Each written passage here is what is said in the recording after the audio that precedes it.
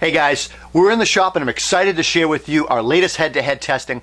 We took a look at 6 18-volt cordless circular saws. We're talking about Bosch, Dewalt, Hitachi, 2 of the Milwaukees, the fuel and the regular, as well as RIDGID. And they span the range of high-end pro to serious do-it-yourself or a low-end pro, and they span the range in price and what they give us. We looked at 8 categories on all of these saws, from blade change to ergonomics to bevel and depth setting to sight lines, runtime power, value, and overall winner. And we broke it down, and if you read our review on the website, you're going to get the in-depth details on this review. It's really exciting. I'll give you a hint. Some of the things like ergonomics, Dewalt and Milwaukee fuel tied on that stuff. They have great features, great ergonomics, handles. Blade change, Dewalt shined. Super easy to change the blade, easy access. Nobody wants a fight with a blade change in cold weather, or even when you just need to change a blade.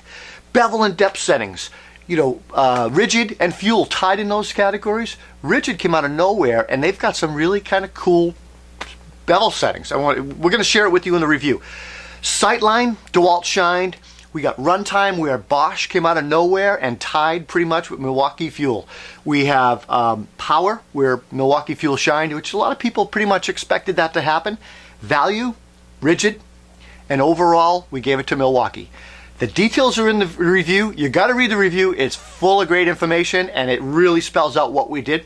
But let's talk about the top 3 saws, because I'm excited to talk about those. Number 1 was the Milwaukee fuel. This saw kicks ass. It is a brushless saw. It has high-end features, from a really, really durable, rugged Rafter Hook to an LED light, a dust blower, which works pretty well. It's integrated into the blade guard.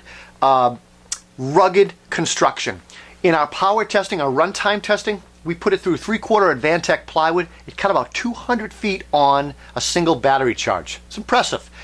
And then we put it through an LVL test, an 1 7/8 LVL. It ripped 48 feet on a single charge through an LVL. That's just torture testing, and we had fun doing it, and it really broke down what this saw can do, because this saw has power. And that's what it is. It's a high-end framing saw. It's durable. It's not a saw that you're going to be playing with trim with. You can frame with this saw. This is big.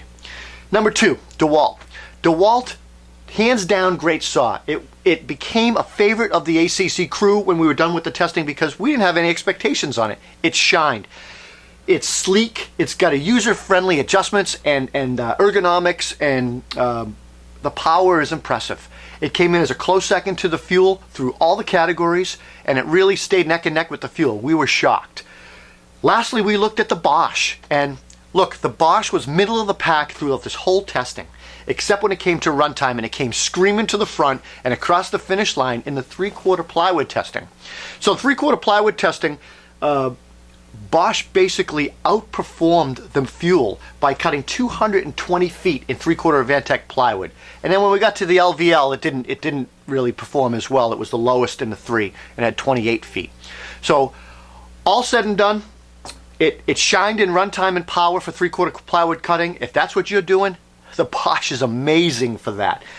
We placed it as 3rd in this testing because it really deserved it. It's a medium scoring, middle of the road saw in all the categories, but it has the power and the runtime to get the job done. And at the end of the day, that's really what's important in a circular saw: power and runtime. So take a look at this review. Let us know what you think. We had a great time doing it. All our pictures are up on Facebook, and the reviews at ConcordCarpenter.com. I'm Robillard. We'll see you at the next head-to-head review. Take care.